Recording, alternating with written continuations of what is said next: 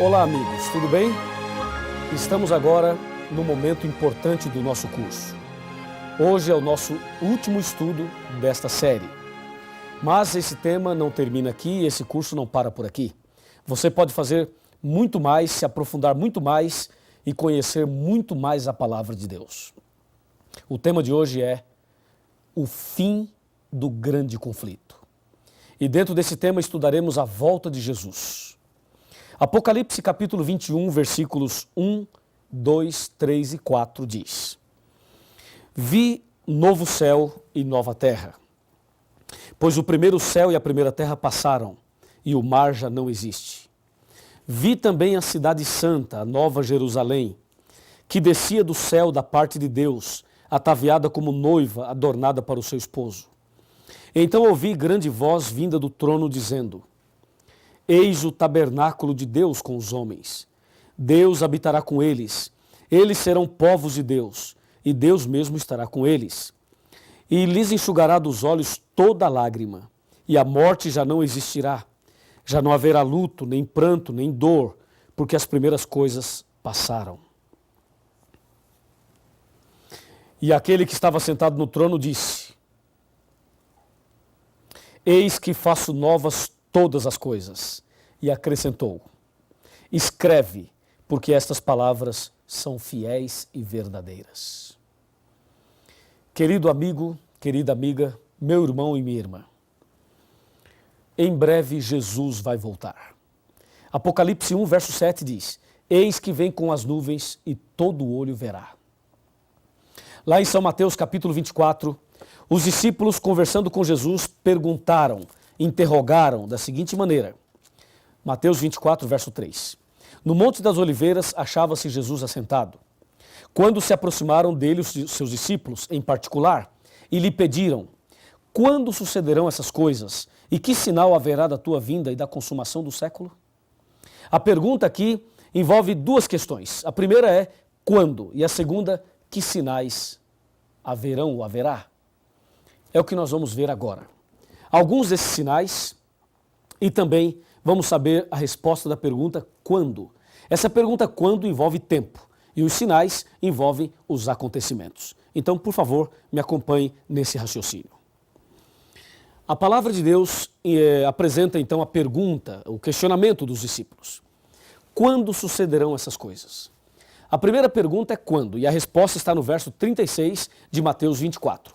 Jesus respondeu claramente: Mas a respeito daquele dia e daquela hora, ninguém sabe, nem os anjos do céu, nem o Filho, mas somente o Pai. Ou seja, o dia da volta de Jesus não foi revelado ao homem. O ser humano não sabe, somente Deus sabe. E Deus não nos revelou o dia sabiamente, porque se Ele revelasse o dia da volta de Jesus, as pessoas deixariam para se preparar na última hora. E aí o preparo não seria por amor, e sim por medo ou por desespero. Aliás, existem 3 grandes acontecimentos na vida do homem que nós não sabemos o dia, nem a hora, nem o mês e nem o ano. Primeiro, o dia da morte. Ninguém sabe o dia que vai morrer. Segundo, o dia do fechamento da porta da graça. Também ninguém sabe. E terceiro, o dia da volta de Jesus. É ou não é? Agora, com respeito aos sinais, Jesus deixou vários sinais. Aqui em São Mateus, também em outras partes da Bíblia. Por exemplo, Jesus falou que a ciência se multiplicaria. Está lá em Daniel capítulo 12. Hoje, você pode ver o conhecimento crescendo cada vez mais e a tecnologia também. Por exemplo, você está me assistindo agora numa fita VHS, ou num DVD, ou num VCD, no computador, ou na televisão. De alguma forma você está assistindo esse estudo bíblico. Isto é o crescimento da ciência. Veja, eu estou aqui falando a você e muitas pessoas, milhares e milhares e milhares, estão ouvindo a mesma mensagem. Pela televisão ou, quem sabe, somente ouvindo a voz. É o que diz a Bíblia, a ciência se multiplicará. Ciência no sentido de conhecimento e ciência no sentido de tecnologia também. Jesus também disse que a fome seria algo muito forte nos últimos dias. A fome. No Brasil, tem esse projeto do Fome Zero. Eu quero dizer que o projeto tem o seu lugar e todos nós devemos combater a fome. Porém, a profecia diz que as pessoas estariam passando fome e morrendo de fome. A fome é também um sinal da volta de Jesus. A miséria, a desnutrição, essa situação terrível. Sabe, hoje, mais de 800 milhões de seres humanos passam fome no mundo, muito mais que isso. Essa informação que estou dando é uma informação que já tem que ser atualizada. Mais de 800 milhões de seres humanos passam fome no mundo. Jesus também disse sobre os terremotos. Terremotos em vários lugares. Está aqui em Mateus 24. Mateus 24, veja, terremotos em vários lugares. Está escrito aqui, ó, versículo 4, versículo 5, versículo 6, versículo 7 e versículo 8. Falando de terremotos, o maior terremoto da história aconteceu em Lisboa, em cumprimento da profecia de Mateus capítulo 24, versículo 29, aconteceu o mais terrível terremoto que já se registrou. Foi no dia 1º de novembro de 1755. Esse terremoto estendeu-se pela maior parte da Europa, da África e da América. Foi sentido até na Groenlândia, nas Índias Ocidentais, na Ilha da Madeira, na Noruega, Suécia e Grã-Bretanha e também na Irlanda. Esse terremoto abrangeu uma extensão de mais de 10 milhões de quilômetros quadrados. Esse foi o maior terremoto que se tem notícia.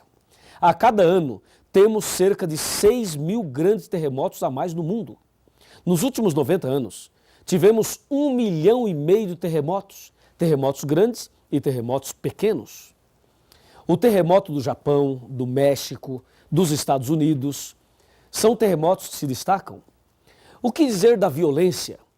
Jesus também falou que a violência seria um sinal do fim, seria um dos sinais da volta de Jesus. A violência em todas as suas áreas, as drogas, que são fatores de violência. O que dizer das doenças, das pestes?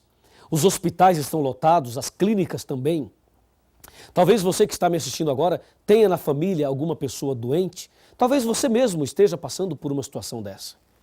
Pestes.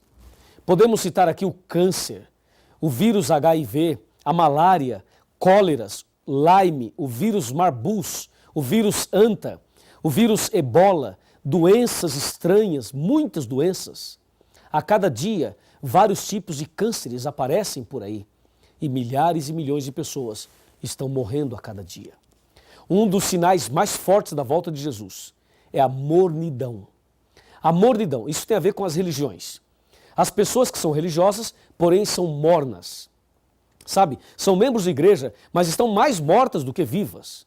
Essa mornidão, as pessoas pegam a Bíblia, mas não tem vibração no coração, não tem alegria na vida, não vibra com a palavra de Deus. Há muita gente que tem nome de cristão, mas já morreu faz tempo. E se você que está me assistindo está espiritualmente morto, acorda, meu amigo. Jesus pode te ressuscitar hoje. E acorda logo, porque Jesus está voltando e você precisa estar preparado para esse grande dia. Concorda comigo? A mornidão está em Apocalipse 3.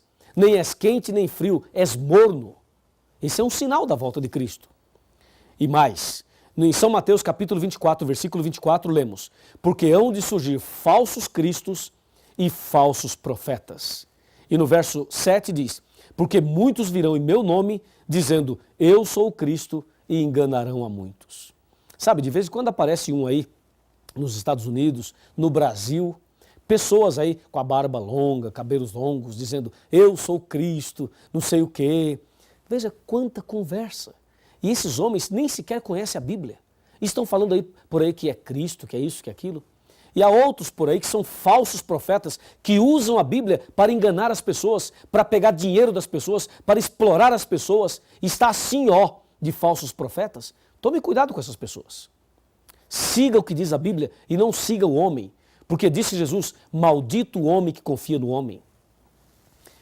Jeremias 17, versículo 5. São sinais dos tempos. Surgirão falsos profetas, falsos cristos, fazendo prodígios, milagres, para enganar as pessoas. Um outro sinal da volta de Cristo foi o escurecimento do sol e da lua, que se deu no dia 19 de maio de 1780. O sol escureceu em pleno dia e a lua apareceu em forma vermelha como sangue. Um outro sinal é a queda das estrelas, conforme diz Mateus capítulo 24, versículo 29.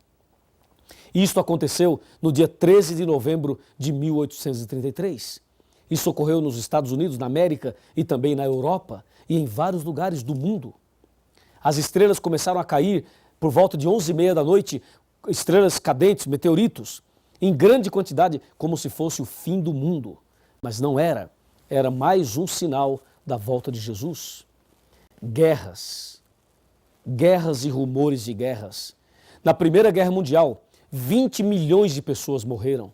Na Segunda Grande Guerra Mundial, 50 milhões de pessoas morreram.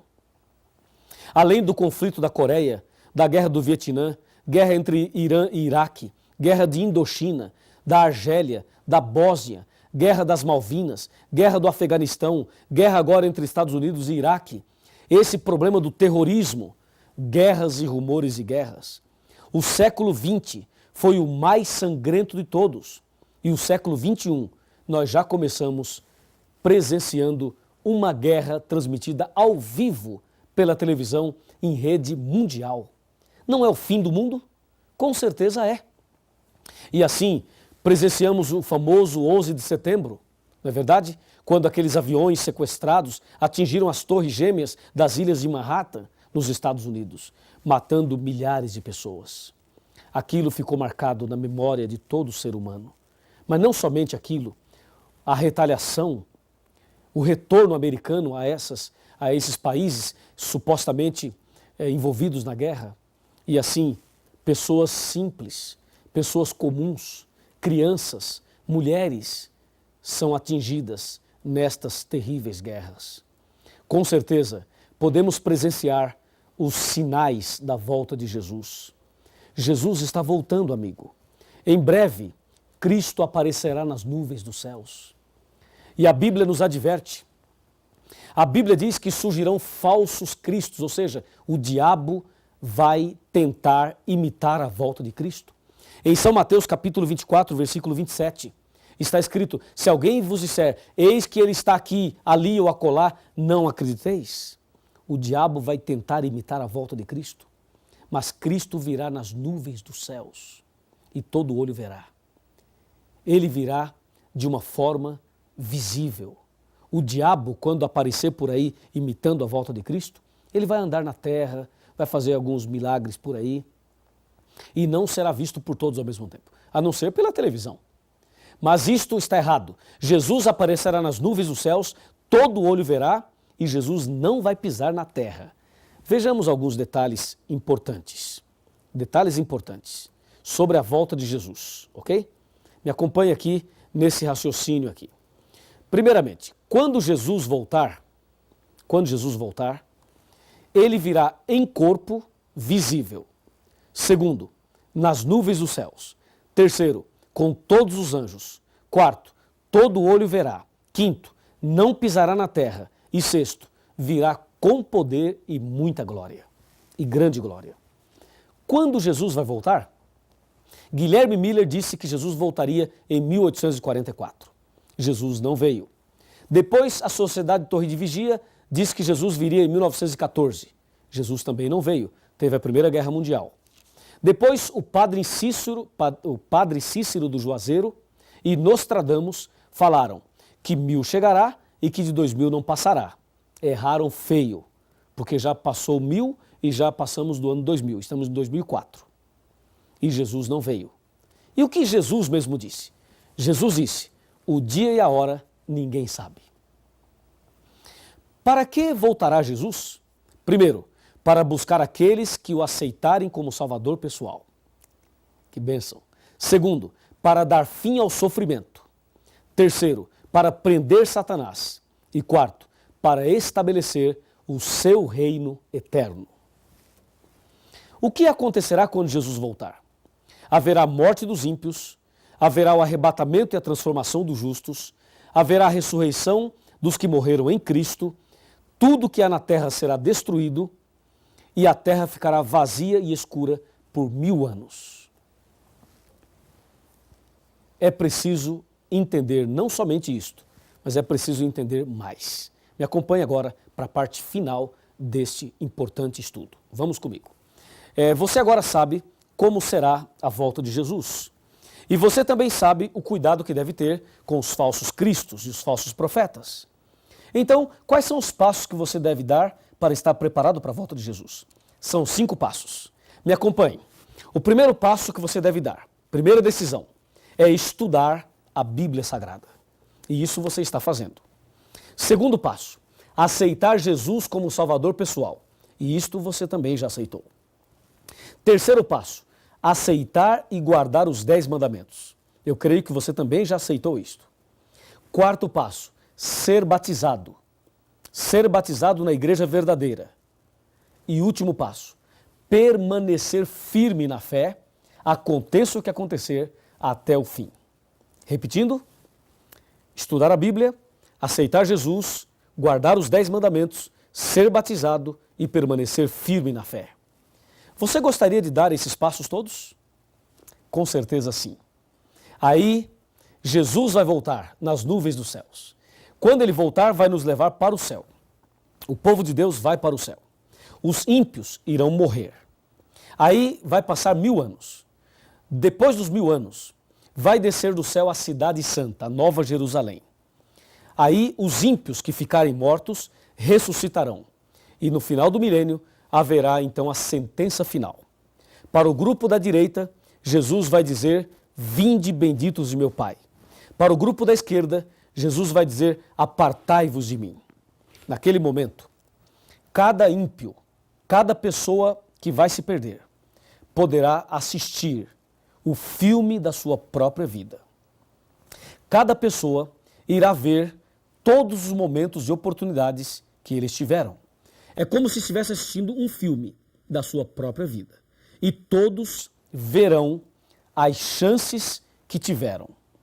E aí todos os ímpios que irão se perder reconhecerão que Deus é justo, que Deus é perfeito e que Deus é amor. Depois que todos olharem e assistirem às cenas da vida, não haverá dúvida nenhuma. Não haverá. E naquele instante, as pessoas poderão ver, inclusive, este momento. Porque este momento está sendo filmado e registrado por Deus.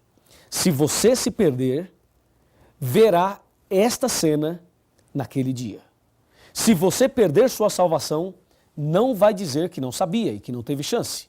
Porque você sabe e está tendo a chance agora. Entendeu?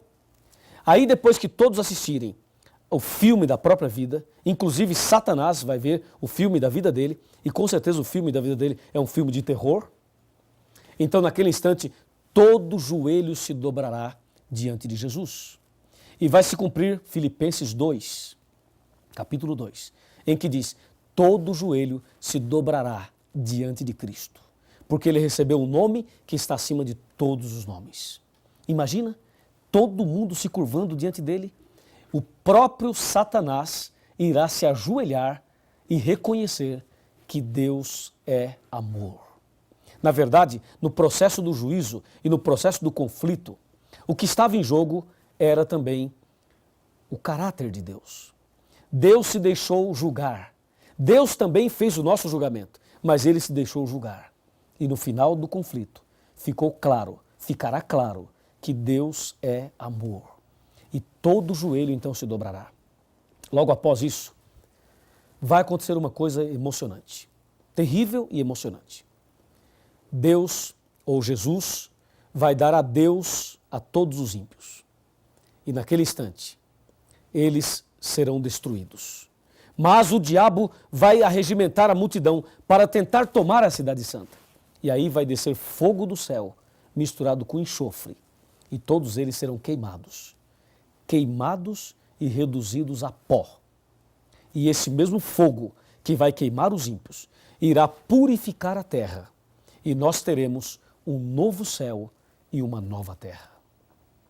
Quando os ímpios forem queimados, provavelmente terá alguém que nós conhecemos, alguém que nós amamos, pode ser um pai, uma mãe, um marido, a esposa, um filho, uma filha, uma pessoa querida por você. Pode ser que uma dessas pessoas esteja do lado de fora. e pode ser que você esteja do lado de dentro. E esta pessoa pode estar sendo queimada lá. Eu pergunto, será que você vai ficar feliz dentro da cidade santa, vendo o seu parente sendo queimado? Com certeza não. Com certeza nós vamos chorar. Eu vou chorar. Você vai chorar. E eu acredito mais. Acredito que Jesus também vai chorar.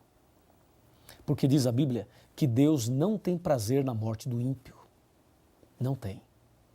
E naquele momento vai se cumprir Apocalipse 21, versículo 4, que diz: e Deus enxugará dos seus olhos toda lágrima, a última lágrima, e a morte já não existirá. Já não haverá mais pranto, nem clamor e nem dor. O conflito chegou ao seu final.